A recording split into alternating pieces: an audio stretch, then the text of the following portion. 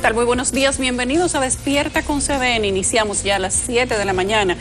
Una semana que promete con ánimos internacionales caldeados, con ánimos en República Dominicana que también se replantean. Venimos de un fin de semana muy concurrido en los lugares turísticos de la ciudad. Parecería que la gente entendió que ya se va desmontando el toque de queda. Tenemos más de 1,000 contagiados durante este fin de semana y se habla de más de 3 muertos. Hoy es 12 de julio, cumpleaños el presidente Abinader, su primer cumpleaños siendo presidente, y ojalá que de aquí en adelante pues los cumpleaños sean memorables y que además para la gente que es su ciudadano pues sea memorable también. Buenos días, Catherine, buenos días, Nelson. Buenos días, Yulisa, buenos días, Nelson, buenos días a la audiencia de Despierta con CDN, donde quiera que se encuentren, qué gusto para nosotros saludarlos. Tal y como mi compañera dice, bueno, felicidades al presidente de la República, Luis Abinader. Si pudiéramos ponerle música al programa de hoy, yo pondría una que se llama Todo tiene su final,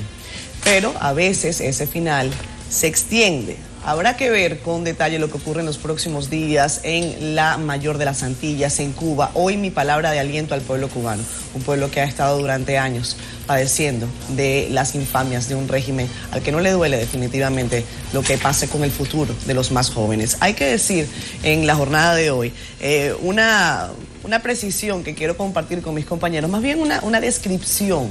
Estuve el fin de semana en Constanza, contabilicé no la gente que estaba sin mascarillas, contabilicé a la gente que tenía mascarillas. 2 personas con mascarillas advertí sí. En Constanza.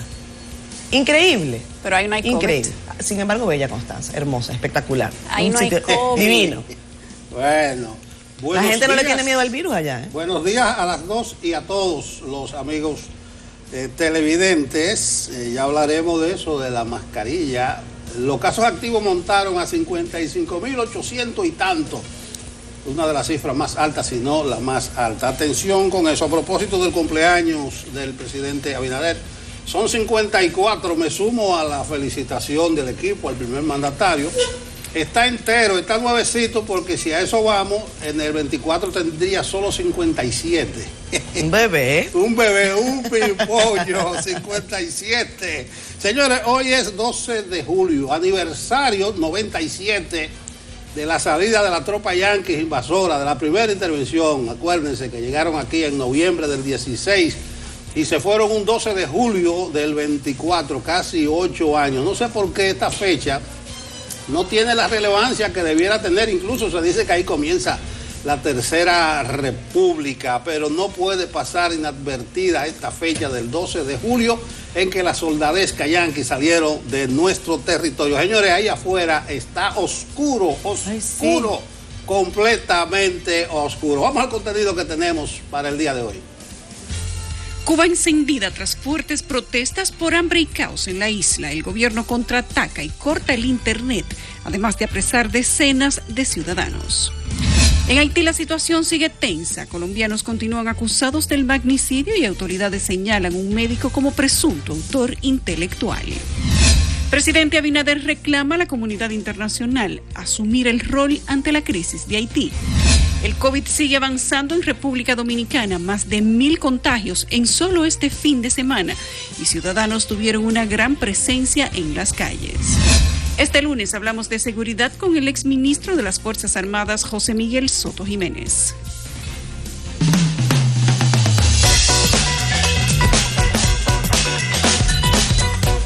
Vamos a pasar balance a las portadas de los principales diarios impresos del país. Ahí está nuestro compañero Francisco Medrano ya listo. Fran, buenos días, adelante. Hola, muy buenos días, Yulisa. Saludos para Catherine y don Nelson. En este lunes 12 de julio vamos a conocer lo que traen los periódicos que circulan en nuestro país.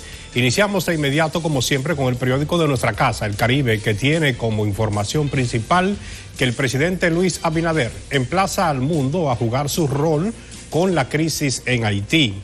El mandatario dominicano aseguró que la solución a la situación del vecino país requiere de más participación de varias naciones. En la fotografía principal, El Caribe destaca la información de que el gobierno lleva obras a Jarabacoa y Constanza.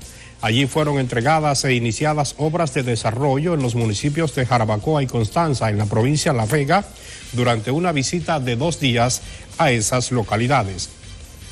En el ámbito internacional, cubanos toman calles al grito de libertad. Cientos de cubanos se manifestaron frente al Capitolio de Cuba en La Habana en protestas pacíficas. En materia de educación, el Caribe informa que Educa valora que el nuevo año escolar sea presencial. Y por último, nuestro periódico también destaca que la policía haitiana dice que apresa a un autor intelectual. Se trata de Cristian Emanuel Sanón, un médico residente en Florida. Pasamos ahora al periódico Diario Libre, que destaca como información principal las protestas en Cuba, una serie de manifestaciones sin precedentes con gritos de libertad y abajo la dictadura. Bueno, pues en el plano local, este periódico también informa que República Dominicana es el país de América Latina que más ha incrementado la deuda en el año 2020. En materia de justicia destaca que hoy lunes continúa la coerción a los imputados en el caso Medusa.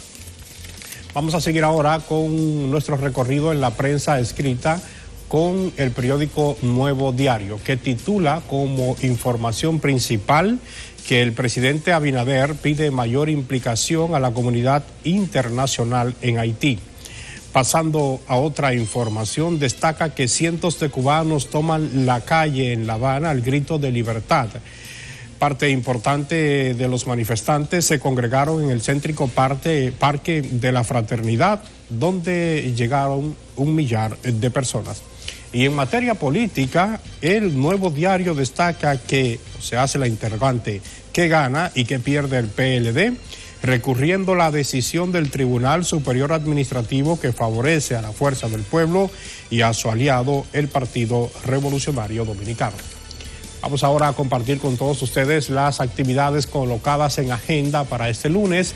A las 9 de la mañana hay una misa de acción de gracia por el 24 aniversario de la Comisión Presidencial de Desarrollo Provincial. Esto será en la Catedral Primada de América. También a las 9 de la mañana, puesta en circulación de una emisión postal en honor a Gregorio Urbano Gilbert en la plazoleta María de Toledo en la calle Las Damas. Y a las 10 de la mañana, acto de lanzamiento de la Red Nacional de Puntos de Contactos de República Dominicana. Esto será en la sede del Ministerio de Educación, Ciencia y Tecnología, en el Salón del Consejo en el segundo nivel. Pues así andan las portadas de los periódicos en este lunes y también las actividades colocadas en agenda. Retorno contigo, Yulisa. Gracias, Francisco. Que tengas buen día. Vamos a ver qué nos depara el tiempo.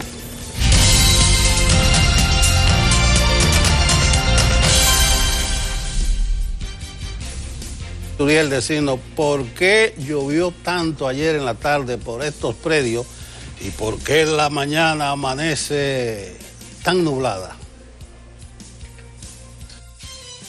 Muchísimas gracias. Son 2 los fenómenos meteorológicos que se encuentran en nuestra región, incidiendo incluso en República Dominicana. Una onda tropical acercándose a nuestra zona de pronóstico y aportando algunas precipitaciones, específicamente en las próximas horas hacia el sureste, noreste, también cordillera central y parte de la región del Cibao. Esto es posible porque la nube de polvo del Sahara que nos afectó hace varios días ya se alejó del país. Pero en las próximas horas tendremos la llegada de otra nube de polvo sahariano a República Dominicana y es por esto que la onda tropical no estará provocando precipitaciones de importancia en el territorio dominicano. Vamos a ver el pronóstico para las próximas horas y específicamente hacia el sureste, noreste, parte de la región del Cibao y la cordillera central, así también hacia la zona fronteriza, podrían registrarse algunas precipitaciones en las próximas horas. Para las próximas 24 horas estarán disminuyendo las lluvias en gran parte del territorio dominicano. Bueno, ahí lo dice Jim, va a llover hoy, pero a medida que pasen las horas, bajará la intensidad de la lluvia, esperando el polvo del Sahara en su segunda embestida.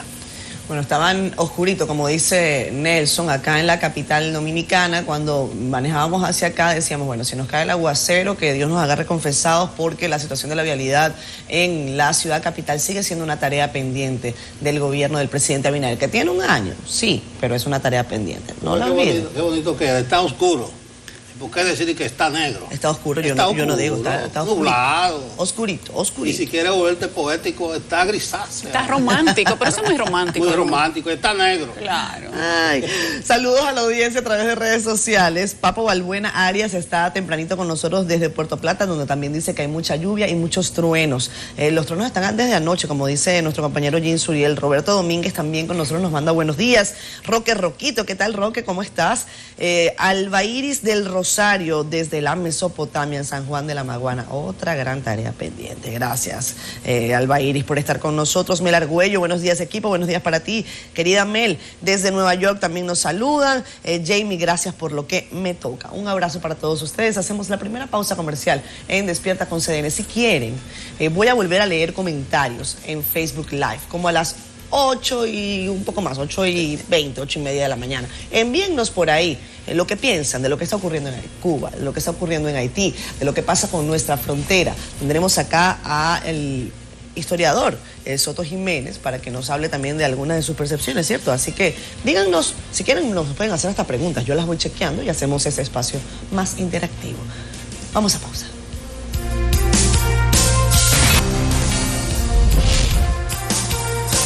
Gracias por continuar con nosotros. Este fin de semana Haití siguió siendo noticia y lo será durante mucho tiempo. Muchos se han preguntado a nivel internacional cómo pasaron los supuestos mercenarios por Carrizal. Hay otras teorías que aducen que no fueron los colombianos los que mataron al presidente, sino que estos llegaron después, llevaron a la primera dama al hospital y rescataron la hija de ambos que estaba corriendo en ese momento, luego de que sucediera lo que ustedes saben que sucedió en la casa. El presidente se dice que fue torturado. Ya hay fotos de las radiografías y del cadáver que dice que hasta le sacaron el ojo izquierdo en señal de tortura. Tenía varias cortadas en el cuerpo, grandes todas, tenía varias fracturas, le dieron 12 balazos y aparentemente duró más de 2 horas en morir, pero a la 1 de la mañana, según dice la autopsia, le dieron el tiro de gracia, que fue en la frente, y las imágenes pues lo muestran cómo quedó internamente el cuerpo del presidente Moïse. Como ustedes saben, ya hay un médico haitiano, pero que reside en Miami, que las autoridades haitianas dicen que es el autor intelectual. Resulta hasta novedoso que Haití no ha necesitado ayuda internacional para investigar la muerte del presidente. No la ha solicitado, pero sí dijo que necesitaba tropas para mantener la tranquilidad. Parece que Haití tiene una policía y un departamento de inteligencia muy efectivo. Y esto también resulta un poco llamatorio. El presidente Luis Abinader ha dicho ayer domingo que la frontera con Haití está totalmente asegurada y que los dominicanos no tienen de qué preocuparse. Nuestro compañero José Adriano Rodríguez nos cuenta algunos detalles sobre lo que dijo el presidente el día de ayer. Durante un recorrido por la fortaleza del 6º Batallón de Cazadores de Constanza, el presidente Luis Abinader dijo que la operación Gavión puesta en marcha por el Ministerio de las Fuerzas Armadas tras el asesinato del presidente haitiano Jovenel Moïse está dando sus resultados. La operación Gavión está funcionando perfectamente, la frontera está en total paz y nos sentimos muy orgullosos de todo el ejército y las demás ramas que están trabajando de manera coordinada en la operación Gavión, y le puedo decir que está totalmente asegurada la frontera, nuestra frontera está totalmente asegurada. Con relación a si la República Dominicana participará en las investigaciones relacionadas con la muerte del presidente haitiano, dijo que no, que el país no se le ha solicitado ni tampoco una posible mediación en el conflicto interno haitiano. No, nosotros hemos decidido, si bien facilitar cualquier mediación, no participar en ninguna situación que tenga que ver con mediación en Haití. Ya la política exterior nuestra fue muy clara en ese sentido. En un momento incluso la oposición y el gobierno nos pidieron mediación, nosotros dijimos que facilitáramos el lugar, que ayudábamos, pero que nuestro país no podía por razones obvias. Luis Abinader reiteró la necesidad de que la comunidad internacional asuma postura más decidida e intervenga ante el conflicto haitiano. Nosotros no hemos sido solicitados para colaborar, pero nosotros creemos que la comunidad internacional debe de tener una actitud mucho más activa que la que ha tenido ahora, y que el problema, si bien la consecuencia es mayor para la República Dominicana, también hay consecuencias para toda la comunidad internacional, que nosotros requerimos que tomen una actitud más activa en este proceso. El presidente Abinader aprovechó para referirse a la construcción de la verja perimetral tecnológica que el gobierno dominicano levantará en la zona fronteriza, indicando que espera su inicio aproximadamente en 3 meses. La verja perimetral ya está en proceso de licitación. Esperamos que ese proceso en las próximas semanas ya, según las normas de compras y contrataciones, se adjudique, y después yo espero ya en unos 3 meses estar construyendo también esa verja perimetral. Sobre una foto publicada en la red social del presidente en la que él y su esposa están sonriendo diciendo las ocurrencias de Raquel. Ay, si supieran qué me dijo, la primera dama expresó que los secretos no se revelan. Yo le quiero... ¿Qué fue lo que usted le dijo ayer a la primera dama? Los secretos no se dicen. Durante su recorrido por el municipio de Constanza, el presidente dio el primer palazo para la rehabilitación y ampliación del acueducto de Coravega en el distrito municipal de Tireo, donde el director de esa junta distrital pidió una serie de obras que algunas fueron respondidas por el presidente. En la semana que viene, a instalar 2.483 metros lineales de conexiones a las comunidades La Cieneguita, el barrio Puerto Rico, La Luisa, Los Envasadores y Los Pomos. Estas son líneas de conducción. Bien, ahí está la intervención del presidente Abinader. Él dijo varias cosas importantísimas, comenzando porque la comunidad internacional debe jugar su rol, debe involucrarse, pero además dijo que se había adoptado la decisión de República Dominicana de no mediar, de no participar en una mediación, sino facilitar cualquier averiguación, vamos a decirlo así. Eso es importante. Parece que la República Dominicana quiere poner distancia, y nuestro mandatario asegura que la frontera está, un término muy popular en estos días, sellada, está totalmente segura. Hay una situación en el vecino país que sigue siendo muy confusa. Ya Yulisa adelantaba aspectos del crimen y de las primeras investigaciones, pero a nivel político es que la cosa se complejiza más. Hay 3 entes políticos disputándose la dirección. Está el primer ministro que se quedó. Yusef. Ariel Henry. Yusef. Ariel Henry, Yusef el que se quedó. Henry el recién designado. Y está Lambert el que nuevo presidente. Y te tengo a alguien más. El que designaron los senadores. Entonces, ¿qué es lo que sucede? La gente dice, oye, ¿por qué el Senado eligió ese o escogió ese y no lo juramentó? Porque simplemente era para una ficha de la negociación. Estados Unidos no mandó tropas, pero mandó una avanzada buena para forzar un acuerdo político. Y aquí comienzan los problemas, porque así es que se le dan salida a las coyunturas estelares de Haití. Es marginando a la gente, marginando a la población, marginando las políticas que necesita la población haitiana para poder avanzar y salir a camino en materia de salud, en materia de seguridad, en materia de educación, y se hacen acuerdos transaccionales entre las cúpulas, y eso es lo que se está barajando ahora. Pero la situación es bastante difícil porque a la vuelta de menos de 3 meses están las elecciones presidenciales y congresionales, y ahí se dice, ¿hay condiciones para celebrar esos comicios? Unos dicen que no, otros dicen que debe ser un gobierno de transición, otros abogan por un gobierno de unidad nacional que organice esas elecciones, pero lo cierto es que en Haití, además de la pavorosa crisis social económica, de seguridad y política, también hay un vacío peligrosísimo de poder, y por eso es que los dominicanos no debemos quitar la vista de aquel lado de la frontera. Yo creo que Nelson lo dijo todo con relación al tema haitiano. Definitivamente, cuando la legitimidad, y esa es una de las aristas que tocan algunos analistas que son especialistas en ese país, la legitimidad en Haití está concebida bajo la lógica del exterior, específicamente bajo la lógica de que la comunidad internacional, y con un rol muy importante de Estados Unidos, así lo quiera. Nelson hablaba de Claude Joseph, el actual primer ministro interino.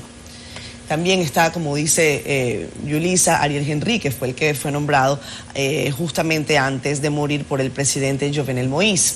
Está también el señor Joseph Lambert, que es el que 8 senadores de 10 que quedan en un Senado prácticamente inoperante han decidido nombrar.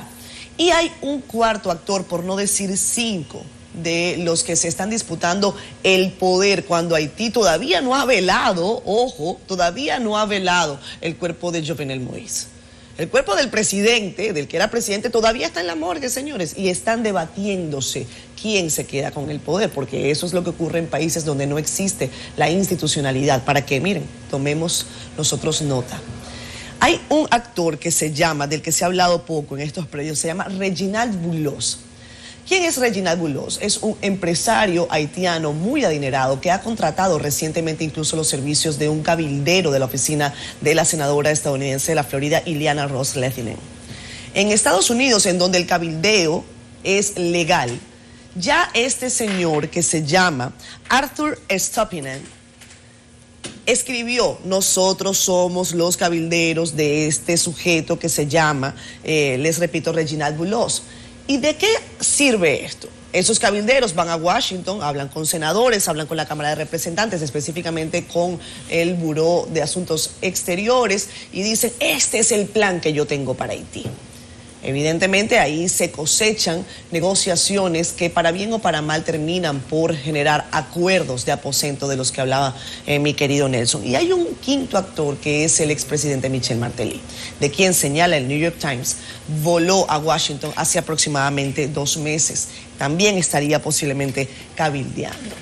La versión de que la primera dama malograda, la esposa de Jovenel Moïse, envió una nota de voz, ha sido desmentida por organismos de inteligencia que han verificado la grabación y que dicen ellos no se corresponde con la realidad. Evidentemente el relato que se muestra en ese audio es muy, pero muy pertinente para los intereses del gobierno interino que se ha formado en medio de esta crisis política. Así las cosas. Bueno, hablemos también de lo que ocurre en Cuba. Señores, miles de cubanos salieron a las calles este domingo en varias poblaciones de la isla para protestar contra el gobierno al grito de libertad. Una jornada inédita que se saldó con cientos de detenidos, ojo, enfrentamientos después de que el presidente Miguel Díaz-Canel conminara a sus partidarios a salir a enfrentar a los manifestantes. Así, unas imágenes de cientos de personas marchando en medio de gritos de abajo la dictadura y patria y vida por las calles del pueblo de San Antonio de los Baños en Artemisa, al oeste de la isla. Ellos prendieron la mecha en las redes sociales, dieron inicio a llamamientos a protestar en toda Cuba. En las calles de La Habana también, las fuerzas de seguridad y brigadas de partidarios del gobierno interceptaron estas manifestaciones pacíficas que gritaban libertad, como les digo, y se produjeron algunos enfrentamientos violentos y también algunos arrestos. Es lamentable lo que está pasando en Cuba. Ese es el vehículo de la policía que se llevan otras autoridades, compañeros, porque ayer los ciudadanos voltearon el carro de la policía, le entraron a pedrada, le dieron hasta con cubeta. Y si eso pudiera tener un análisis psicológico, pues evidentemente que analizaría cuál sería la motivación y la rabia que parece que siente la gente contra el gobierno.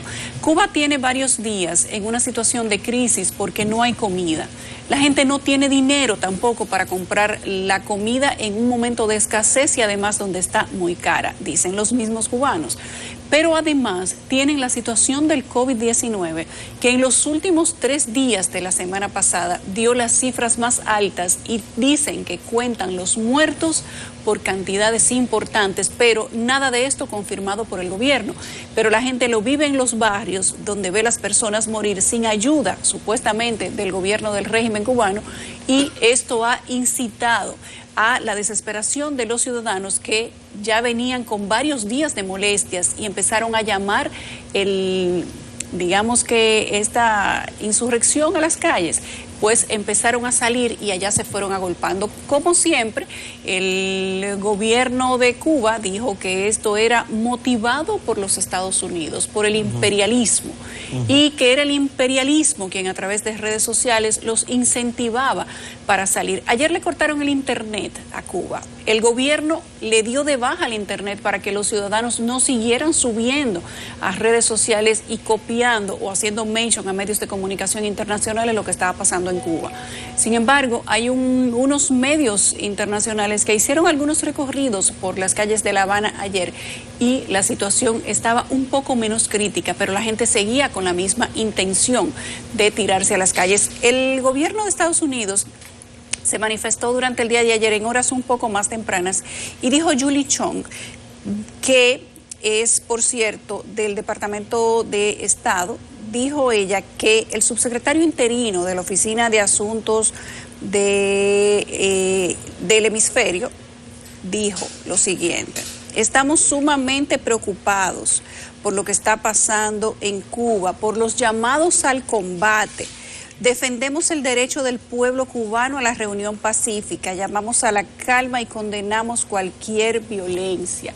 Sin embargo, esto para el señor Díaz-Canel fue simplemente una provocación, porque dijo que con esto ellos estaban llamando a la violencia de la gente. Hay más de 20 presos, al menos eso se supo en las primeras horas, y que se estaban tomando medidas como consecuencia de las personas que salieron a las calles a protestar. No hay noticias muy actualizadas porque, como les dije, el gobierno tumbó el internet y los ciudadanos no tienen cómo comunicarse hacia afuera. Sin embargo, Díaz-Canel dijo ayer a sus partidarios que salieran a las calles, listos para el combate. Oigan eso, esa fue la respuesta del gobierno a las protestas. La orden de combate está dada. A la calle los revolucionarios, exhortó Díaz-Canel en una comparecencia televisiva especial. Tras ese llamado, evidentemente se registraron movilizaciones de personas en respaldo al gobierno cubano y en algunos casos se registraron escaramuzas y enfrentamientos entre manifestantes anti y pro gobierno. Creo que tenemos aquí el video de Díaz-Canel hablando. Y por eso también aquí estamos convocando a todos los revolucionarios del país, a todos los comunistas, a que salgan a las calles en cualquiera de los lugares donde se vayan a producir estas provocaciones. Hoy, desde ahora y en todos estos días.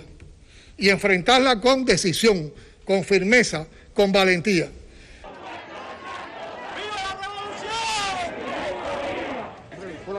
Hace 60 años que en Cuba no se protestaba de esta manera. Las protestas en Cuba siempre tienen contexto histórico y además tienen un rostro muy humano, porque lo que se vive en Cuba solamente lo pueden contar los cubanos.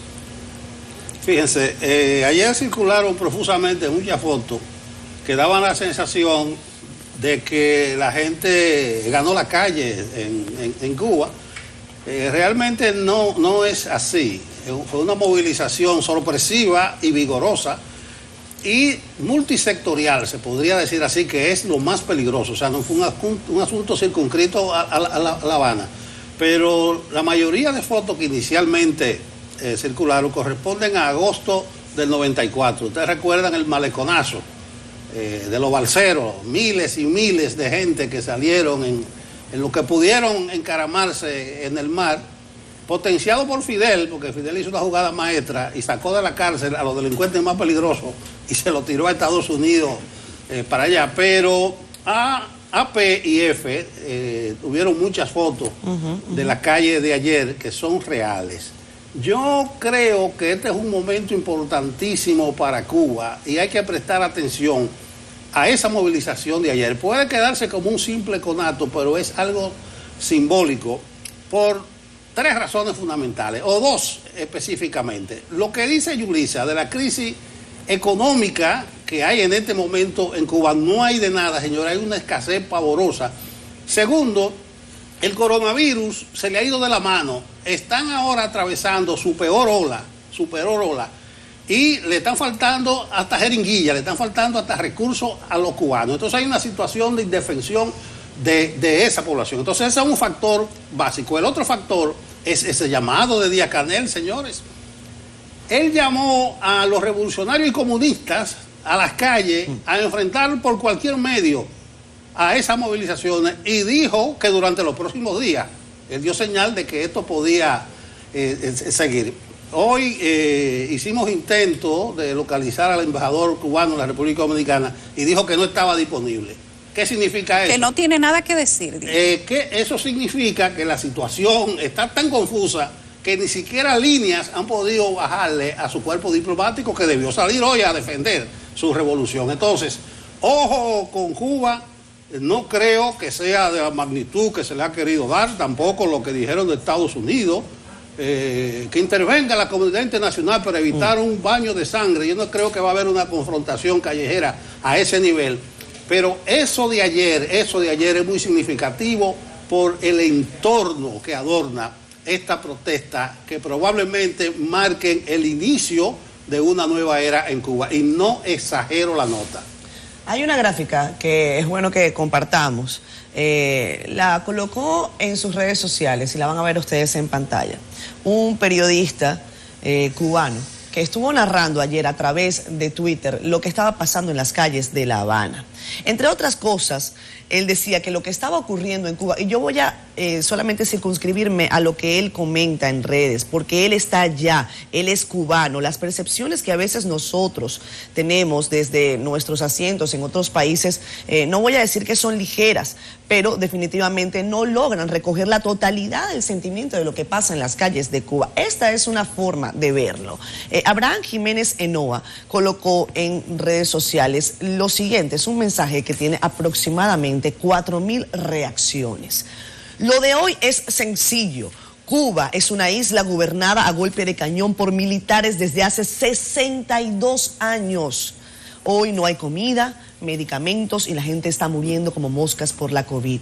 La gente se cansó por perder, este país está perdiendo hasta el miedo. Dice, hoy vi en los ojos de los represores que son capaces de cualquier cosa, hasta de matar si hace falta. Son fieras que no quieren perder el poder, los manda a la calle, a lo que sea. Golpearon y arrestaron a mucha gente delante de mí. Precisamente ese es el último balance de su reporte. Abraham Jiménez Enoa dice que la calle estaba tomada por militares y por civiles con armas. Ojo con eso. Recorrí todo el Vedado, todo Centro Habana y muy pocas cuadras no tienen presencia policial. Pocas cuadras no tienen presencia policial. Quedan menos de 2 horas para el toque de queda. Finalmente, dice él, también colocó una fotografía de Ramón Espinosa, fotógrafo de la agencia AP, que fue golpeado por la policía. Nuestra solidaridad con Ramón Espinosa, quien tiene años cubriendo precisamente las incidencias de lo que ocurre en La Habana. Lo digo una vez más, mi solidaridad con el pueblo cubano, con el pueblo que exige libertades.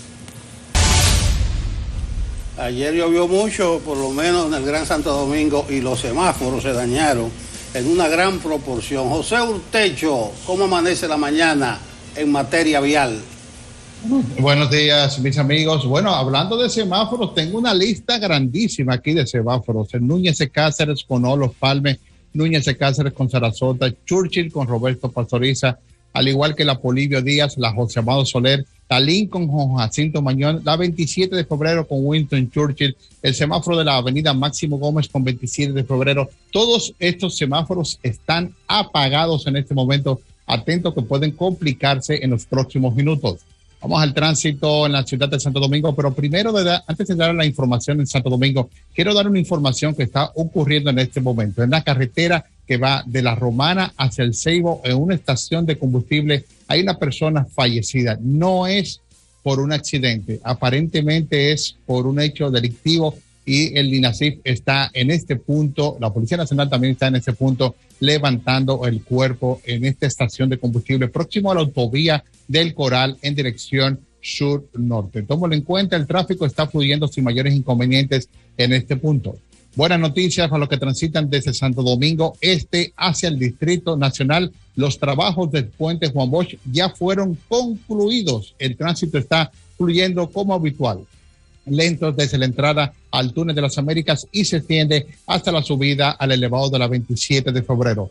Este congestionamiento ya no es provocado por los trabajos del puente Juan Bosch, es provocado por el embudo que se forma para subir al elevado de la 27 de febrero circulando desde la zona oriental. Estamos sugiriendo utilizar el puente flotante que en este momento está completamente viable. A propósito de la información que dimos la semana pasada del cráter hoyo que hay en la Independencia detrás de Malecon Center, ya se empezaron los trabajos para reparar este hoyo. Así que muchas gracias al Ministerio de Obras Públicas y a la CAS, que también está haciendo un trabajo por una fuga de agua. Posiblemente entre hoy y mañana se concluyen esos trabajos en la Independencia, próximo a su llegada a la avenida Máximo Gómez en dirección oeste-este. Tenemos un camión averiado en la avenida República de Colombia luego de cruzar la avenida Jacobo Magluté. Está generando este congestionamiento en dirección hacia la Sol Poniente en dirección norte-sur. La John F. Kennedy está lenta desde el kilómetro 9 y se extiende hasta el elevado de la avenida Abraham Lincoln. Tenemos una inundación urbana próximo a su llegada a la avenida Winston Churchill en dirección hacia la avenida Abraham Lincoln. En sentido contrario, tenemos otro congestionamiento de importancia que se ve incrementada la mañana de hoy por un vehículo averiado en el elevado de la avenida John F. Kennedy con Ortega y Gasset. Está intenso el congestionamiento, por lo que estamos sugiriendo utilizar la avenida San Martín, que en este momento está viable. La avenida Abraham Lincoln, Winston Churchill, López de Vega, Tiradentes, la Máximo Gómez, en este momento fluyen sin mayores inconvenientes. En Santo Domingo Oeste, lenta la intersección de la Isabel Aguiar con avenida Prolongación 27 de febrero y también la rotonda de la Plaza de la Bandera. Se ve bastante complicada para los que transitan desde la Luperón hacia la avenida Isabel Aguiar. A 27 de febrero para ingresar al túnel en dirección oeste-este también se aprecia algo de lentitud. Vehículo averiado en la avenida George Washington con avenida Abraham Lincoln que está generando este congestionamiento en dirección oeste-este. Estamos sugiriendo utilizar la Independencia. Está despejada y así evita este incómodo congestionamiento en dirección oeste-este. Es todo lo que tenemos y volvemos con ustedes al estudio. Muchas gracias, Urtecho. Hasta mañana.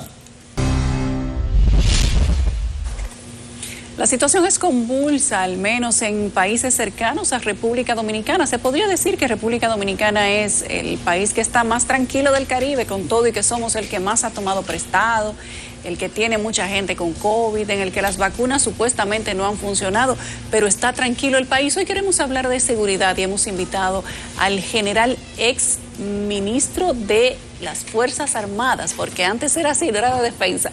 José Miguel Soto Jiménez está con nosotros, quien además de general es historiador. Siempre es bueno tener un marco referencial para conversar sobre todo esto. General, buenos días. Muy buenos días, un placer de estar aquí, de haber aceptado, deferido con mucho entusiasmo la entrevista, a pesar de lo temprano que hay, pero se trata de eso también, de mi pasado militar, ¿verdad? Gente que se levanta muy temprano. Un saludo muy dominicanista a ustedes y a toda la teleaudiencia. General, empezamos de inmediato hablando de seguridad. República Dominicana tiene la frontera con su vecino casi siamés, de quien no puede separarse, Haití. Haití tiene la situación más convulsa que nosotros al menos hemos visto. Nuestra generación no había vivido un magnicidio y Haití, al menos en la historia reciente, tiene dos. ¿Cómo ve usted desde el ojo del militar, del ex secretario de las Fuerzas Armadas, de una persona con un nivel de información alta y que fue alta en su pasado también, la situación que vive Haití y las posibles implicaciones para República Dominicana? ¿Qué se cocina detrás del asesinato del presidente de Haití? Bueno, usted lo ha dicho desde el principio y hizo casi un análisis geopolítico, diría yo.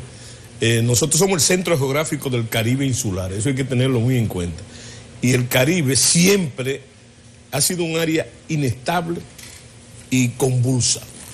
Lo importante es que ahora, después de un largo tiempo sin esas condiciones, por lo menos críticas, ahora se ha revolteado, como decimos los dominicanos, el Caribe, ¿verdad? Y entonces nosotros, muy buena observación, permanecemos bastante estables, ¿verdad? Como si estuviéramos ajenos a ese tipo de inquietudes, vamos a llamarle así, políticas, de desórdenes políticos, de inestabilidad política, cuando antes no era así. O sea, nosotros inclusive hemos perdido el feeling, como dicen los norteamericanos, en ese tipo de inestabilidades del Caribe, que es propio del Caribe. Y en cuanto a lo de Haití, yo quería hacerte una observación bastante crítica a la vez, porque Haití tiene muchos años, por no decir todos los años de su historia, inclusive atendiendo sus periodos dictatoriales, que han sido muchos, en convulsión. El sino, si se le puede buscar un sino a un país en ese sentido ha sido la inestabilidad política. Y eso envuelve todo y refleja los esfuerzos permanentes de seguridad que ha tenido y tiene que tener y tendrá que tener la República Dominicana para cuidar su soberanía y su seguridad a nivel nacional. Lo que estamos viendo ahora es un pico dentro de esa inestabilidad permanente de Haití.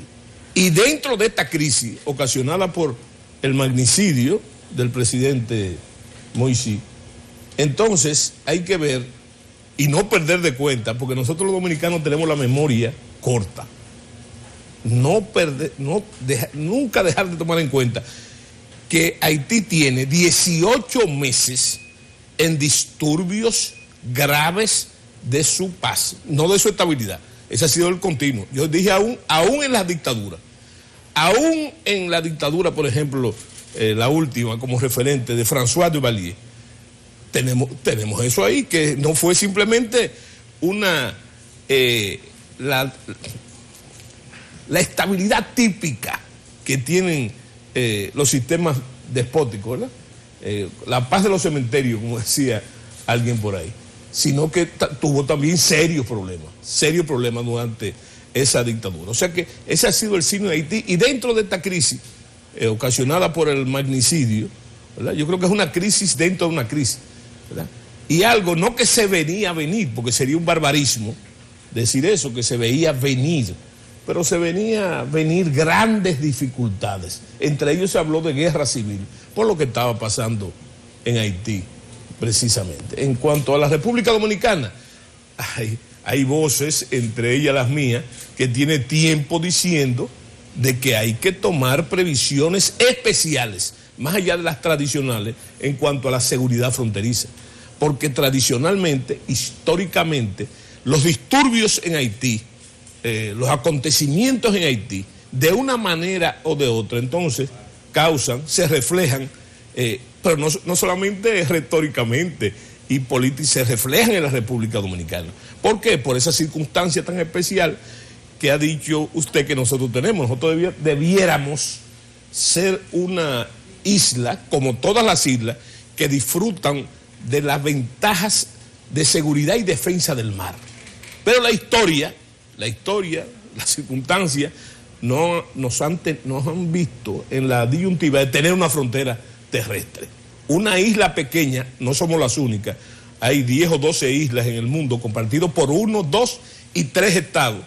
Pero el elemento fundamental es la gran barrera cultural que hay. Son 2 naciones, una isla compartida por 2 naciones y una isla pequeña con esa dificultad, que no hay posibilidad ninguna de vencer ese problema, esa barrera, de la que Duarte habló muy claro, porque una de las cosas que yo tengo en mi teoría es que la gente tiene que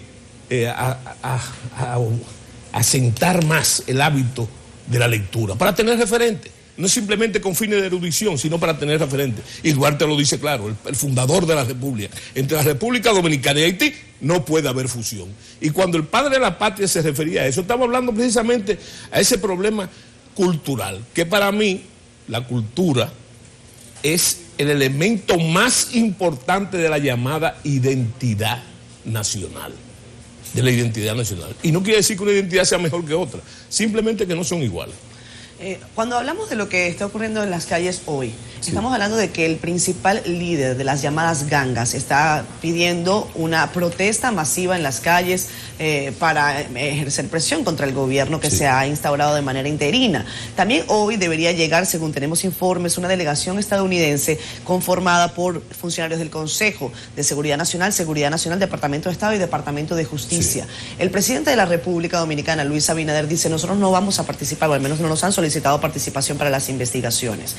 ¿Cuál debería ser el rol desde el punto de vista de la investigación? Porque algunos de ellos pasaron por territorio dominicano, y también en el tema de la cooperación una vez que esta situación ha ocurrido. Sí, mire, las circunstancias mismas son obvias. Ya yo le dije hace un momentico que tenemos 18 meses observando disturbios graves en Haití. Ahora, un caballero que se autodenomina como el jefe de todo ese malestar, lo dudo, porque uno de los signos societales de Haití es la anarquía y el caos. Agrega ese elemento, ¿verdad? Pero yo me pregunto, como simple observador de este lado, bueno, pero, o sea, usted va a continuar. O sea, que el elemento del presidente, de la muerte del presidente, ni siquiera es un elemento novedoso, es catalizador para este señor. Va a continuar en lo que él estaba hace, si él era que dirigía eso, hace 18 meses, ¿verdad? Una crisis que se puede ver, esos 18 meses de disturbio que ocasionaron muchísimos comentarios dentro y fuera de Haití sobre el futuro de Haití, es ocasionado precisamente por el hecho fundamental, es un malestar político, que no simplemente es la oposición haitiana, porque sería fácil, en esa lógica de los investigadores, ¿a quién beneficia el crimen del presidente? ¿Verdad? A la oposición haitiana. Esa es la primera pregunta. Esa es la primera pregunta. Esa es la primera pregunta, la básica. ¿A quién beneficia el crimen? Bueno, lo que pasa es que el presidente, el finado presidente, tenía muchos enemigos. Y eso complica ese razonamiento. Tenía de enemigos la oposición, de las cuales no son exclusivos el uso y manejo de los grupos esos de turba, no es así, ni de las bandas armadas. Tenía de enemigos también sus propios partidarios. Y se especula de que un sector mayoritario de la burguesía haitiana. Ahí se enraizan las tres causales posibles del crimen. Ahora bien, ¿por qué? Y es importante saber por qué, conocer el origen de las cosas. ¿Por qué ocurre eso? Porque el presidente, en un confuso, yo creo que confuso y conveniente para el presidente, orden de cosas, desconoce los tiempos constitucionales para la sucesión, pero lo desconoce para él, casi exclusivo, para él. Sin embargo, a los diputados, a los senadores, a excepción de 9, entonces lo da como dice la justicia, pena cumplida, y salen del juego, y queda él, a pesar de haber cumplido su periodo constitucional. Entonces, llama a reformar la Constitución, pero resulta que hay un problema técnico también. No se puede, por la propia Constitución haitiana, no se puede reformar la Constitución haitiana mediante referéndum, ¿verdad? Entonces, de todas maneras, por tiempo, como decíamos nosotros, por forfeit, finalmente se establece, en ese orden de cosas, se establecen las elecciones, o las posibles elecciones, para el año que viene, ¿verdad? Y en medio de eso, entonces se produce el lamentable magnicidio. ¿Qué es lo que sucede realmente? Es lo que te decía, de la lógica del crimen, que usted no sabe. ¿Quién fue que mató al presidente? ¿De dónde vino? Porque tenía muchos enemigos, y ya te digo que hasta sus propios parciales. Había roto hasta con Martelly. No, había roto con Martelly, pero fíjate, el actual primer ministro, o el que hace unos días fue primer ministro, era del grupo de Aristide. Sí, yo sé. Hay cosas que hay que analizar, naturalmente. No me es dado a mí porque yo no soy ese, no tengo por qué ser investigador de eso, pero hay que, como analista, hay que observarlo. El presidente Aristide hace 17 días salió de Haití, supuestamente con COVID. ¿Rumbo a dónde? A Washington. A Cuba. Yo no he leído ningún parte médico sobre el estado de cosas, pero también sospechosamente el que ocupa el cargo de primer ministro a la muerte del presidente, que tenía 1 o 2 días, no se había juramentado. Se iba a juramentar el día que lo mataron. Se iba a juramentar, es precisamente, o era del partido Lavalaz, sí, que era el partido de Jean-Bertrand Aristide. Fíjate qué caldero de cosas. Ahora, desde el punto de vista técnico, y ahí yo puedo hablar con mucha propiedad, por mis vertientes, ¿verdad? Por mis vertientes de estudios y pensamientos y experiencia, yo te digo que yo fui el primero que por lo menos comuniqué a la prensa el día del magnicidio, porque me preguntaron lo siguiente: si tú haces un breve estudio de los magnicidios, no en América, no en el mundo entero, y en la República Dominicana, tú vas a tener que nunca se producen en la casa del presidente, en su residencia o en el palacio. ¿Por qué? Porque hay dos bastiones de seguridad siempre en eso, ¿verdad? Entonces fíjate que todos los magnicidios ocurren o en ruta o en vía, como el de Kennedy, como el de Somoza, como el de Ramón Cáceres. O en eventos. ¿Se producen en carretera o en eventos? En carretera primero y en eventos después. Eso te iba a decir, en actos públicos, sí, en fiestas privadas, o en fiestas como la de que mataron al presidente Somoza. Sí. Somoza padre fue y lo mató un poeta, valga la maldición. Teníamos de referencia anterior el magnicidio de Castillo Armas, que había sido dentro del Palacio. Sí, pero eso fue dentro del Palacio, y en el que se involucra a Rafael Leonidas Trujillo Molina. Sí. Y yo estuve donde se produjo el magnicidio de Castillo Armas. Y hay que comprender que en Guatemala hay una casa presidencial. Y en una residencia, que no la hay aquí, una residencia presidencial. Entonces, en esa residencia está muy cerca o casi al lado del Palacio Nacional. Y al presidente lo matan precisamente, eso lo unía a un túnel, cuando él va de su casa, lo mató un soldado, un sargento, ¿verdad? Bueno. Y entonces tenemos ese caso, ¿verdad? Pero ese es uno de los pocos casos. Se puede decir que lo mataron en el recinto presidencial, en el recinto. Bueno, sí. Déjame llegar a la frontera otra vez. Sí. Tú expresaste algunas dudas sobre la seguridad fronteriza. Sí. El presidente Abinader dijo ayer que la frontera está asegurada. Sí. Ahora se ha dicho que sellada. Sí. Pero hay que convenir en la porosidad de esa frontera. Sí. O sea, yo no sé si tú crees que hay posibilidad de que con nuestras propias fuerzas armadas poder asegurar esa frontera. Sí. Y te pregunto lo siguiente, aunque entre bomberos no se pisan la manguera. Sí. El día, en la mañana posterior al magnicidio, nosotros estuvimos transmitiendo aquí y contactamos Dajabón, Pedernales, todos esos puestos. En Dajabón estuvieron llegando, dizque algunos refuerzos.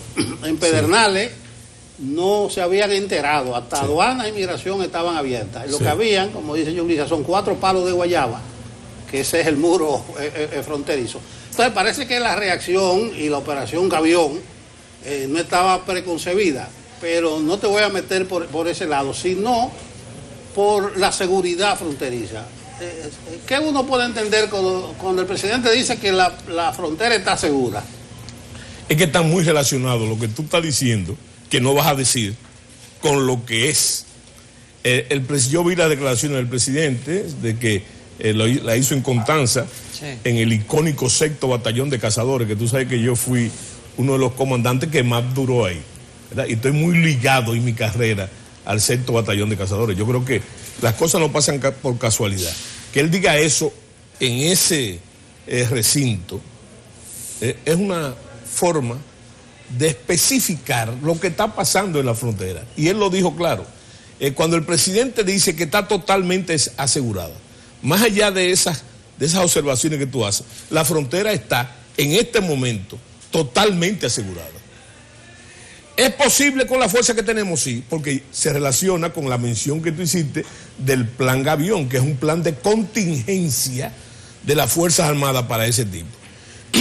Yo no voy a entrar en detalles, so pena de desmitificar el plan, pero yo sé que el plan Gavión, la ejecución del plan Gavión trae a un punto muy cercano a lo que dice el presidente, ¿verdad? Todo depende de los niveles de ejecución, y los niveles de ejecución no son opcionales.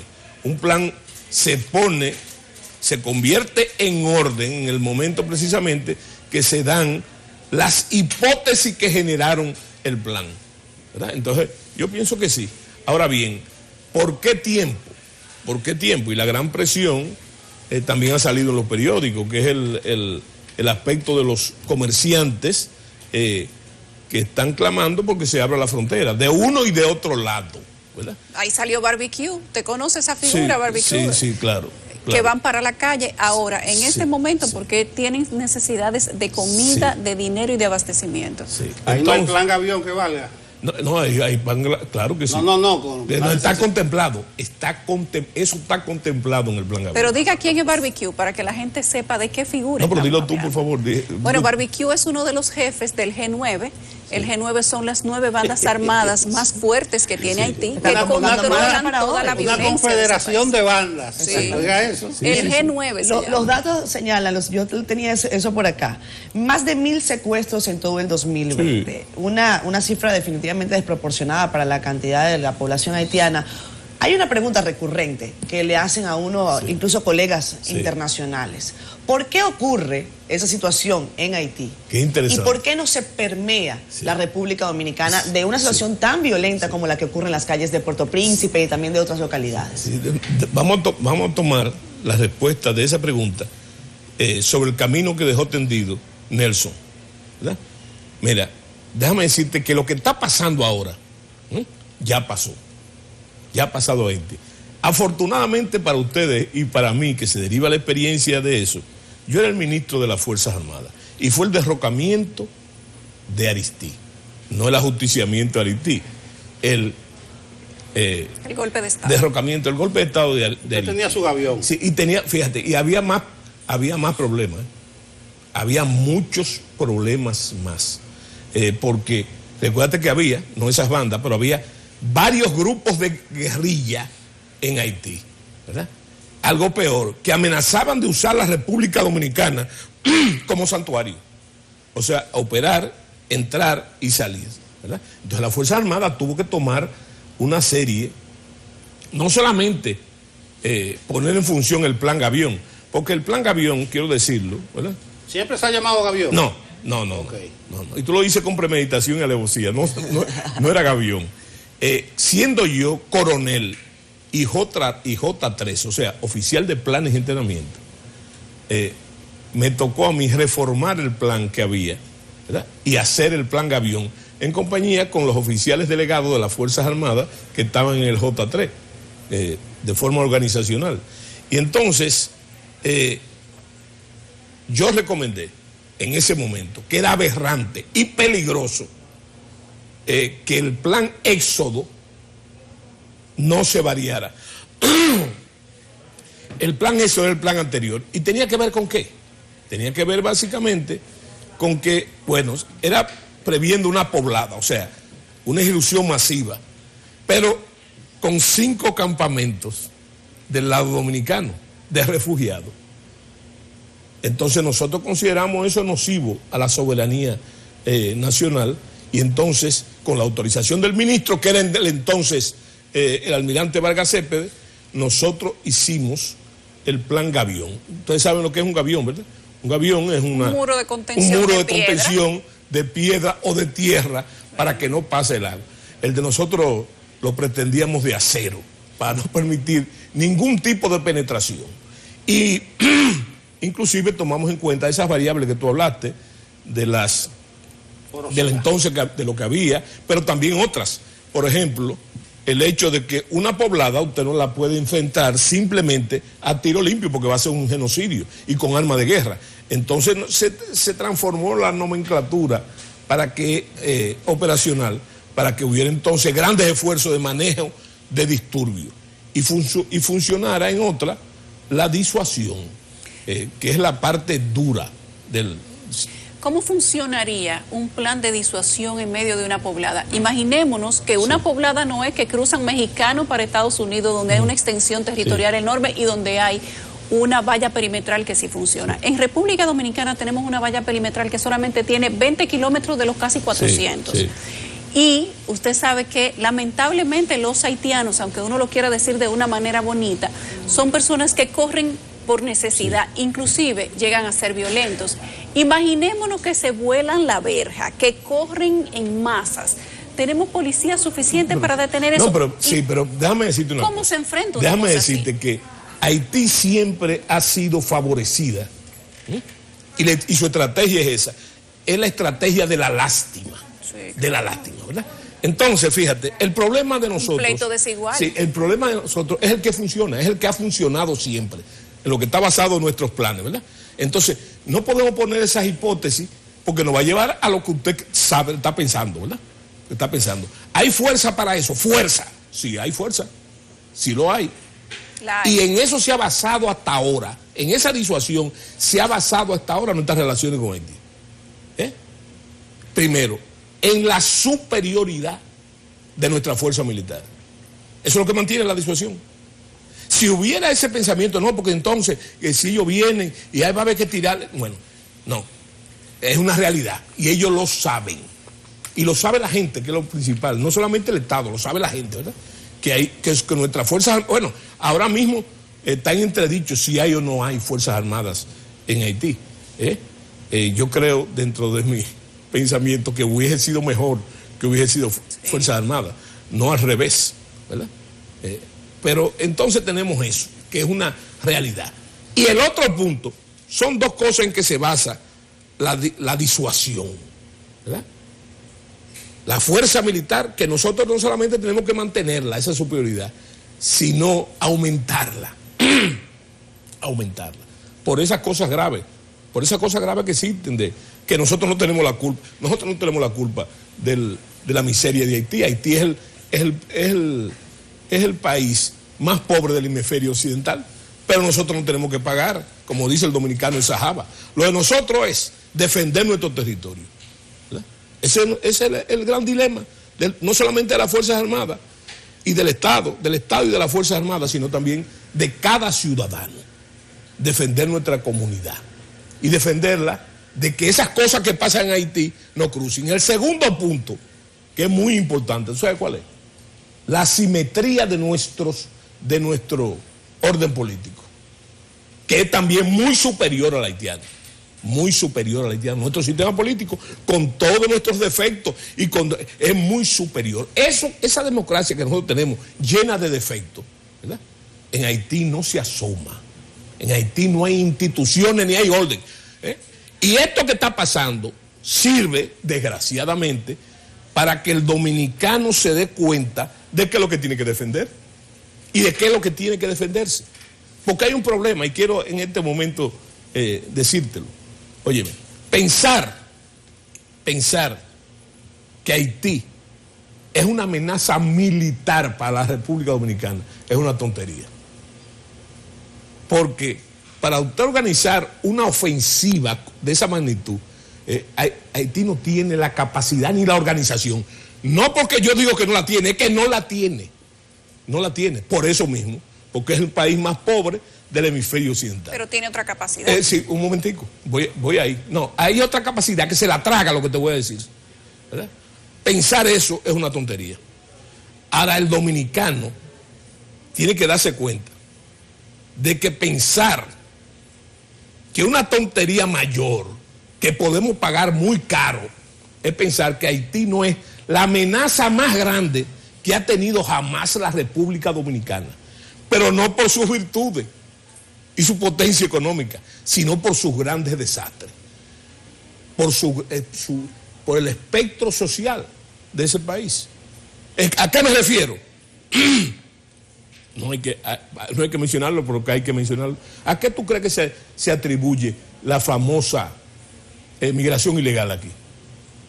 Ellos mismos lo han dicho, por la falta de comida, la falta de trabajo, la falta de salud. Los sociólogos dicen que eso es un estado fallido. Yo como dominicano no puedo decir eso. Yo digo que es un estado fuñido, ¿verdad? Que está ahora mismo tocando los lindes de la inexistencia. No como nación, porque nación y estado ni país es la misma cosa. Tú puedes inclusive, como los judíos, perder territorio, ¿verdad? Y no tener estado. Sin embargo, la nación existe, como existe la nación de los kurdos, ¿verdad? Entonces, Eso en vez de favorecer el problema lo complica. Entonces yo le digo a usted que hay que fortalecer la idea que nuestro sistema político es superior al haitiano. Y ese es un factor importante. Esa estabilidad de la que usted hablaba al principio, en el Caribe, que tú dices, pero ¿cómo va a ser?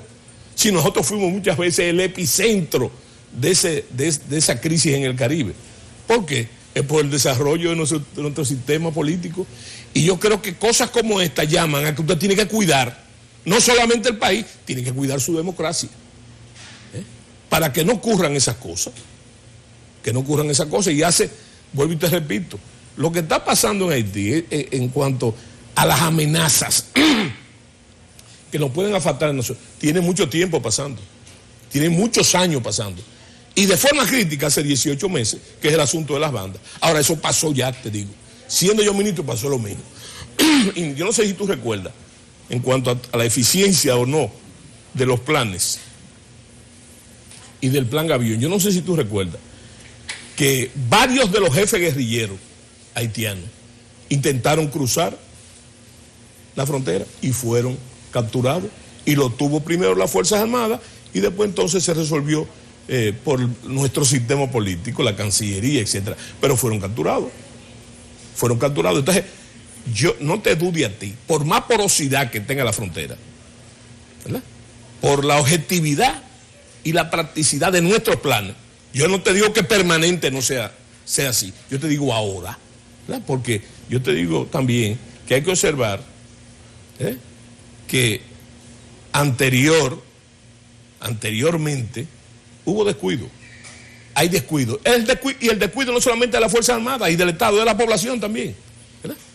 Entonces, eso no, ahora no va a haber filtraciones. No va a haber filtraciones. Todo el que trate de cruzar la frontera, ¿verdad?, porque no estamos hablando de una persona, de un grupo, va a enfrentar los dispositivos de seguridad. En este caso de las Fuerzas Armadas. En otros países la Gendarmería, pero en este caso de las Fuerzas Armadas. Se nos está acabando el tiempo, o se acabó realmente. Hay una corriente de pensamiento entre estos análisis, que el hecho de toda esta fotografía de los militares colombianos, los mercenarios, posando en lugares turísticos de República Dominicana, envía dos mensajes.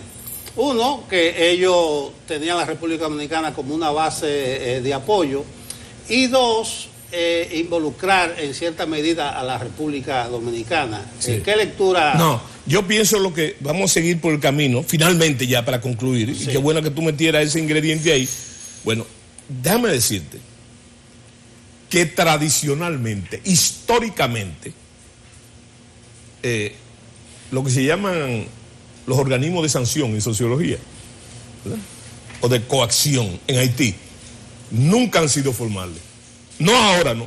Nunca han sido formales. Para referirme a tu caso. Nunca han tenido un DNI.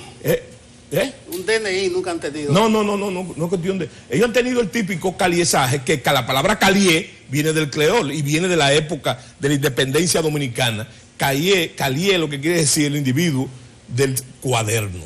El que anotaba cuando se juntaban 2 o 3 dominicanos. Que eso se le olvidó también al dominicano. Porque la dictadura de Boyer fue una dictadura, no fue una ocupación simplemente. Entonces yo lo que te quiero decir es que en Haití nunca han existido, los poderes de coacción nunca han sido formales, el ejército haitiano, nunca ha sido eso. En la diferente, es una característica, por eso voy a lo cultural, colateral, de que son propicias ese tipo de organizaciones, ya sea de policía política, en su expresión más primitiva, como los tontón macú. Fíjate que, ¿o tú crees que la dictadura de Duvalier estaba cimentada básicamente en el ejército? No, eran los tontón macú. Pero yo lo que te quiero decir es que esa tradición de los mercenarios es vieja en Haití, vieja, y en ocasiones usada por el mismo gobierno para enfrentar las bandas, ¿verdad? De eso también se ha hablado. O sea que ese es algo que hay que tomar en cuenta, pero siempre, además de los totomacú, también la Balaz tenía su cuerpo armado. Esa ha sido la tradición. Pero señores, eso es público, el cuerpo de seguridad de Aristí, del presidente Aristí, era mercenario, era de mercenario. ¿verdad? Que por cierto, interesante, fueron esos mismos mercenarios que a la hora del goodbye le dijeron, presidente, vámonos, vámonos. Finalmente.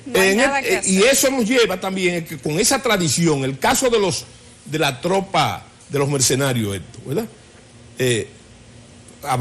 Saldrán cosas, porque esa gente no tenía un mes ni 2 meses ahí, tenía mucho tiempo haciendo que eso mismo, o seguridad privada de la burguesía, que parece que cambiaron misionalmente, o por otro lado también usado por el gobierno para combatir esas bandas. Finalmente, el terreno está servido para la posibilidad de que el Consejo de Seguridad de Naciones Unidas vuelva a plantearse la posibilidad de una misión de paz en Haití, de una nueva MINUSTA o algún nuevo ejercicio de esta índole. ¿Considera usted que es momento para planteárselo y de qué manera? Bueno, sería lamentable, porque yo pienso que siempre, ahí estoy en el pasado totalmente, yo pienso que las intervenciones nunca son buenas. Y nosotros debemos pensar en eso también, no apostar a eso, porque nosotros hemos sufrido varias intervenciones militares, y una de ellas precisamente después de la de Haití. Primero fue Haití y después fuimos nosotros. O sea que yo no estoy de acuerdo ni apoyo eso. Ahora, que sea una de las soluciones. Bueno, hoy es 12 de julio. Hoy es 12 de julio precisamente. Precisamente. Que es una posibilidad. Lamentablemente sí. Porque parece ser que Haití no puede resolver su problema. Ni se lo vamos a resolver nosotros. Que nos dejen fuera a nosotros. Yo creo que fue una indelicadeza de las Naciones Unidas no invitar a esa reunión del Consejo de Seguridad. Fue una indelicadeza. No estamos hablando simplemente de que es un país que comparte la isla, ¿verdad? Y que nosotros somos los primeros que sufrimos esos inconvenientes en la comunidad internacional, en la que todo el mundo opina, pero nadie la sufre como la sufrimos nosotros. Entonces, yo pienso que, vuelvo y te repito, sería lamentable. No sería nueva tampoco, porque póngase a pensar cuántas intervenciones sería la segunda o la primera en el siglo XXI. ¿Verdad? En el siglo XXI, porque en el siglo XX hubieron varias de Haití. Y entonces, en este caso, yo creo que la MINUSTAH, ¿hace qué tiempo salió la MINUSTAH de Haití? Va a cumplir 4 años ahora. Bueno, imagínese usted. Y duró 10. Y duró 10. Y la diferencia... Sí. Ahora, ¿qué se resolvió? Me pregunto yo. ¿Qué se resolvió? Nada. No dejaron policía, no dejaron ejército, dejaron muchísimas enfermedades y pobreza, dejaron enfermedades. Lo importante, no organizaron la democracia que aspira la comunidad internacional, que también la veo como hay mucha tela que cortar. Culturalmente ¿será posible esa democracia al estilo americano en Haití? Es una pregunta, ¿verdad? Bueno, nosotros, tú mencionas la indelicadeza del Consejo de Seguridad. Hay otra faceta tuya que pudimos haber explotado, que es la de diplomático. Es embajador en Taiwán, es embajador en los Emiratos Árabes. Estuviste metido en Washington todo el tiempo. Una figura que cubrió una etapa importantísima de la democracia militar, porque Soto era el militar democrático. El hombre que relacionaban con Peña Gómez y por eso cayó de secretario ahí inmediatamente.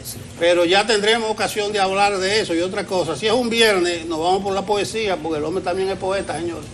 Yo lo sigo en Twitter por poeta, no por político. Déjenos revolotear la musa a esta hora de la mañana. Bueno, gracias. No espantar las abejas. Exactamente. Tú nos dejas grandes preocupaciones. No vayan a caer en Haití las abejas de Soto Jiménez. Como tú eres un hombre del inside, de adentro, tú dijiste todo lo que puedes decir por televisión, pero tu exposición denota mucha preocupación por los acontecimientos en el vecino Haití. Que no es reciente. Exacto. Déjame corregirte. Mi preocupación, y lo que si me siguen en Twitter lo saben, viene desde mucho antes del magnicidio, ¿verdad? Mi preocupación. Y te reitero que en cuanto a la inmediatez de lo que está pasando ahora, yo no tengo dudas con relación a las previsiones y a los planes de seguridad de las Fuerzas Armadas. Pero vuelvo y te digo que no se puede bajar la guardia porque esto va a acabar.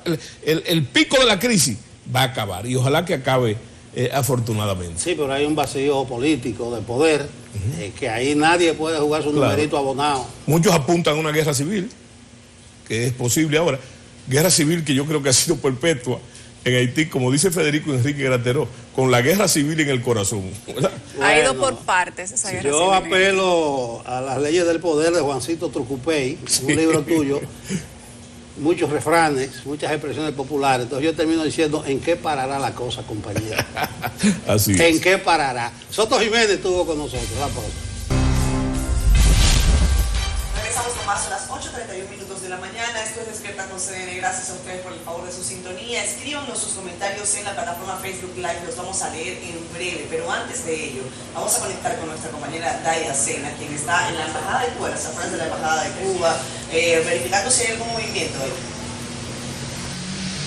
Hola, ¿qué tal? Muy buenos días. Y como adelantaban, nosotros desde tempranas horas de la mañana nos encontramos apostados en las afueras de esta embajada y también consulado de Cuba en República Dominicana, donde hasta el momento todo luce con total normalidad y tranquilidad. Esto pese a que el día de ayer, aunque no quedó evidenciado en muchos medios de comunicación, un grupo de personas se acercaron a manifestarse, al igual como se llevó a cabo en el pueblo cubano, en contra y con gritos de libertad y también con abajo la dictadura, como también estallaron los latidos de manifestación en el pueblo cubano el día de ayer en protestas que fueron ampliamente difundidas en redes sociales y que comenzaron de forma espontánea en la mañana de ayer. Hasta el momento, como pueden observar en sus cámaras, un flujo normal de vehículos, asimismo como la tranquilidad es la que reina en esos alrededores.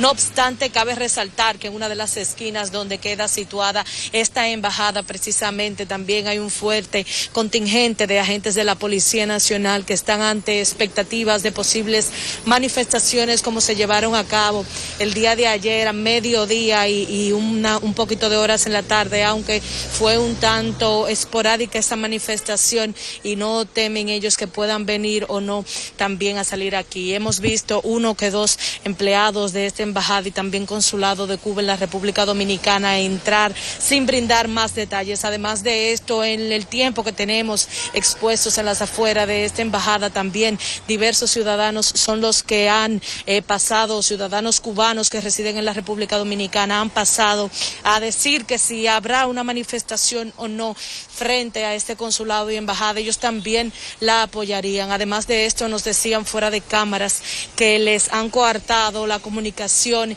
y también les han suspendido el servicio de internet en Cuba, por lo cual también se dificultaría la comunicación con los cubanos residentes en la República Dominicana y sus familiares. Nosotros también queríamos unas expectativas con respecto a todo este tema y a las repercusiones que podría tener o no en República Dominicana. Estamos haciendo los intentos por hablar con la embajadora de Cuba en República Dominicana, Milagros Karina Soto Agüero, pero hasta el momento los intentos han sido infructuosos. Sin embargo, aquí nos encontramos a esperas también de que puedan venir algunos cubanos residentes en la República Dominicana a hablar con nosotros con respecto al tema. Este es el panorama. De esta forma yo retorno al estudio. Bien, muchísimas gracias, Daya. Pertinente contacto. En algunos países de la región, entre ellos Argentina, también en el sur de la Florida, se vieron manifestaciones, sobre todo en la jornada previa, para acompañar ese llamado a protesta que se desarrolló en las calles, sobre todo del oriente de Cuba, y que posteriormente se replicaron en otras ciudades de la mayor de las Antillas. Queremos aprovechar para saludar a los que se conectan en Facebook Live. Dijimos que íbamos a hacer 2 contactos. Esta va a ser una dinámica que vamos a implementar a partir de hoy. Que nos saluden al principio, que nos digan cómo va su cafecito y que ya a mitad del programa nos comenten, nos digan sus preguntas, sus inquietudes y también desde dónde se encuentran. Está con nosotros Angélica Mirta de Guerrero desde España. Cordial saludo para todos los integrantes. Saludos para la gente de Sánchez Quisqueya. O será del Ensanche Quisqueya. Me imagino que eso fue lo que Angélica, a veces eso es lo que pasa con el teclado, que escribe lo que le da la gana. Estoy contigo, Angélica. Cernio Vázquez está con nosotros desde Nueva York. También José Rodríguez, que dice oremos por Haití. La señora María Sánchez Suárez dice buenos días, mis amigos desde la Florida. José Rodríguez dice se cansó el cubano. Ahí ven ustedes parte de estos comentarios. También Frankelis de Jesús Morillo. No tengo por ahora preguntas, sin embargo yo sé que va a haber mucha, pero mucha reacción a la entrevista que vamos a presentar en breve. Nelson Rodríguez con nosotros. Bien, ayer hubo una marcha de la comunidad LGBT más en el país. Vamos a hablar con Juan José Cid.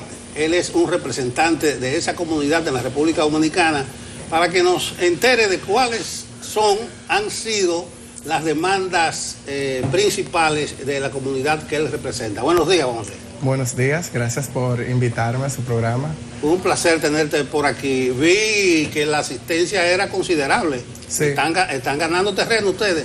Sí, bueno, lo que pasa es que es muy indignante lo que se aprobó en la Cámara de Diputados el 30 de junio pasado. Cambiaron muchísimas cosas que ya se habían consensuado, incluso desde el 2009, porque como sabemos, el Código Penal se ha estado trabajando todos estos años. Y desde entonces ya dentro de las razones por las que no se puede discriminar a una persona, estaba incluido la orientación sexual. Y en una movida de un grupo de fascistas, porque no se le puede llamar de otra manera, dentro de la Cámara de Diputados, aprovechando que tenían el voto para prohibir o no agregar ninguna de las tres causales, metieron unas enmiendas y votaron toda la mayoría a favor de eso, y entre ellos está sacarnos de la lista de personas discriminadas. Pero lo que es más grave todavía es que metieron un párrafo con unas eximientes para poder discriminar por razón de conciencia, objeción de conciencia por religión, moral, ética e institucional, que es bastante ambiguo y bastante amplio, lo que descalificaría cualquier penalidad. Si yo digo, mira, yo te boté del trabajo o lo que sea, ya no tendría ningún tipo de penalidad. Julio, si no junio, tú me aclararás, es un mes especial para la comunidad. Además, entonces, ustedes siempre hacen una gran manifestación. No sé si fue esta de ayer o simplemente era calentando el brazo. Mira, normalmente se celebra en junio porque históricamente en los Estados Unidos una de las primeras manifestaciones se dio el 28 de junio. Incluso la marcha de ayer se llamaba marcha con S y no con C, en honor a esa mujer transexual negra que tiró la primera piedra en Stonewall, en un bar en Nueva York, que digamos que despertó el furor de la comunidad. Y por eso es que en junio se celebra el mes del orgullo LGBT. O sea que encima, además, el último día del mes del orgullo, nos hacen este ataque que, o sea, no solamente por el precedente legislativo, pero también, o sea, el trauma que eso causa, no solo, o sea, toda la persona de la comunidad. Porque hay mucha gente, muchos adolescentes que están con muchísimo trauma por... O sea, no es secreto que aquí se discrimina y se trata muy mal a las personas de la comunidad.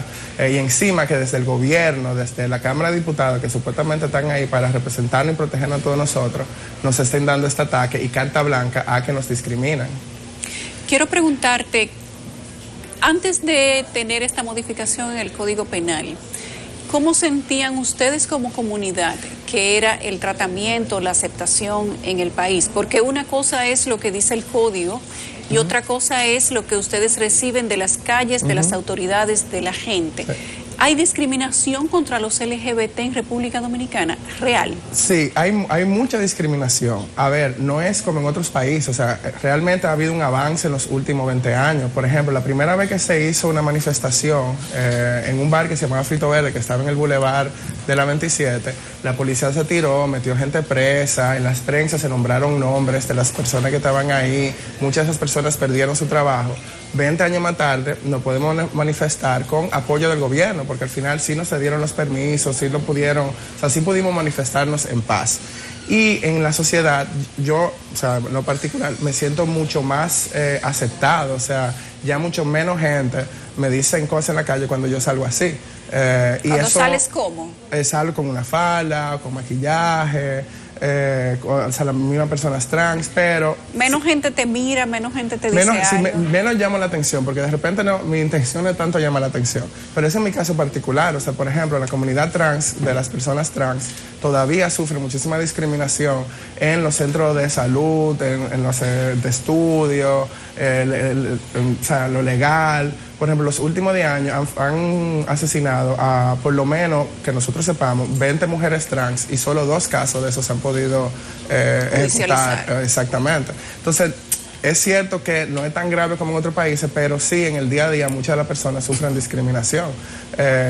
Pero eso no quiere decir que yo crea que la mayoría del dominicano piense que nosotros debemos ser discriminados. O sea, yo no creo que esa Cámara de Diputados realmente esté representando el sentir de la nación, lejos de eso. O sea, creo que ellos tienen una agenda muy particular antiderecho que atraviesa no solamente los derechos de mi comunidad, sino también el derecho de las mujeres, porque digamos que esto tiene mucho que ver con las tres causales de donde ellos se han empoderado, que nos atraviesa a nosotros también, porque cerca de la mitad de mi comunidad son mujeres. Que pueden ser violadas y no tienen ahora si quedan embarazadas, no tienen el derecho legal de poderse desembarazar, que en la comunidad internacional es un tipo de tortura. Entonces nosotros tampoco aceptamos eso. Juan José, con relación a los compromisos políticos que adquieren estos líderes, en campaña electoral, ¿cuántos de ellos se les acercaron, les propusieron que cambiarían las cosas desde el punto de vista legal para la comunidad, para los miembros de la comunidad? ¿Y cuál ha sido la respuesta que han tenido ustedes ahora que han logrado pues definitivamente tener acceso al gobierno? Sí, abiertamente es un tema delicado, porque muchísimos de estos legisladores entienden que como que la comunidad LGBT es como un tema tóxico, como que un tema tóxico político. Pero sí se nos han acercado varios, y principalmente el presidente de la República, que en campaña hizo promesa de que iba a respetar por lo menos nuestros derechos y que iba en lo que pudiera protegernos a nosotros y trabajar para una mayor igualdad en la sociedad, que es a quien apelamos últimamente, porque yo en lo personal no creo que por lo menos lo que queda de legislatura, que el Senado pueda agregar estos artículos, arreglarlo como estaba antes, poder votar un nuevo Código Penal, o sea, no hay forma. Y al que estamos apelando, porque ese grupo es muy poderoso, es que si llega Abinader, que lo devuelva el Código Penal y que se vuelva a revisar. Esa es la exigencia, que devuelva el código. Esa es la exigencia, que devuelva el código. Sí, ¿Qué pasaría si se queda? O sea, si se queda el código y si se aprueba. ¿Cuáles son las acciones que ustedes tienen previstas? No, o sea, arderá a Santo Domingo, porque es absurdo, porque no es solamente a la comunidad, es a todo el dominicano que ahora mismo está en riesgo y que está perdiendo sus derechos si eso se aprueba. Y la comunidad internacional está horrorizada por ese Código Penal, porque es un retroceso absoluto, o sea, se siente casi como que un congreso de cuando Balaguer. Juan José, a veces yo siento a la comunidad, a sus representantes, como muy agresivos. ¿A quién fue que tú llamaste nazi? ¿A la actitud o a los legisladores? Yo llamé fascista al grupo de legisladores. A los legisladores. Tú dices que son fascistas. ¿Tú no crees que es una extralimitación de tu parte? Para nada, o sea, es estratégico. Están en contra de nuestros derechos, lo están haciendo sistemáticamente.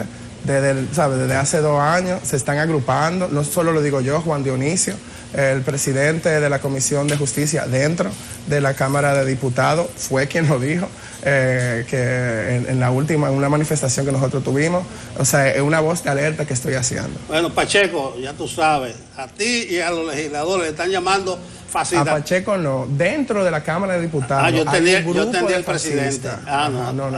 Retira lo dicho, Pacheco. La comunidad no ha dicho Pacheco no ha dicho, sino de legisladores. Pacheco es compañero de unos cuantos fascistas. Dentro de la Cámara de Diputados, mira, como él le hace el coro a los fascistas.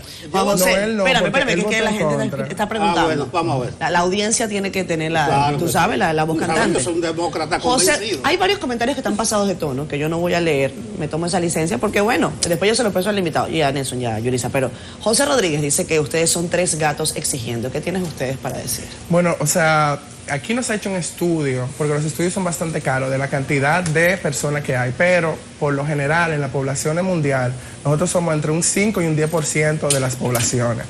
Lo que pasa es que por esa misma discriminación que nosotros recibimos de la sociedad, la mayoría de nosotros está en el closet. Pero como ustedes vieron en la última marcha, o sea, cada vez somos más que nos atrevemos a decir estamos aquí. Pero a veces son intolerantes ustedes. Mira esta experiencia personal mía. ¿Tú recuerdas la foto de la piscina del embajador Wally y su esposo? Sí. Resulta que uno de los participantes lo subió a las redes. Y yo estaba en un medio de comunicación en ese momento y publicamos la foto. ¿Para qué fue eso? Nos ganamos la enemistad del embajador, de su esposo, de la embajada, y el medio para el cual yo trabajaba en ese momento decía, no, pero eso está en las redes. Pero fue una decisión agresiva que denota muchas cosas, porque uno de los participantes ahí estaba en proceso de casarse y lo votó la novia. porque estaba ahí, parece que no había salido del closet. Pero esa reacción fue como desproporcionada. Entonces, ¿para qué lo sube a las redes y después van a tener...? Igual entiende que nosotros no somos un monolito, o sea, somos una comunidad, pero no todos pensamos igual. Hay diversidad. Yo me represento a mí mismo y de repente represento un pequeño grupo, pero yo no puedo, digamos, ser policía de cómo las otras personas reaccionan. Para la persona que escribió que eran 3 gatos, bueno, eso es una opinión muy personal. Eso es lo de menos. No, pero es que a fin de cuentas las minorías tienen derecho. Lo que vale es la calidad de la demanda. Que las minorías tienen derecho, Nelson. Yo podía estar o no de acuerdo con su comunidad, pero fue grosero lo que se hizo. Al eliminar expresamente esa parte. Totalmente. Y al instalar una suerte de discriminación en la sociedad que no va con estos tiempos. No, y ese es solo uno de los artículos. Por ejemplo, el artículo sobre tortura también nos sacaron. El artículo de agravante de homicidio también nos sacaron. También, o sea, de alguna manera también está protegiendo a las mal llamadas terapias de conversión, que en el mundo entero es considerado tortura. Eso no es un secreto a voz. Hay mucha gente que mandan a sus hijos supuestamente a quitarle lo gay, a quitarle lo trans. Psicológicamente eso está prohibido. O sea, cualquier psicólogo, psiquiatra del mundo entero que se preste a eso, le quitan su licencia. Y aquí hay de esas escuelas. Aquí de los Estados Unidos mandan gente aquí. Es un negocio que deja muchísimo dinero. Y ellos están quitando que eso sea penalizado precisamente para ellos seguir con su negocio. Sí, terminamos, Juan José, hace rato.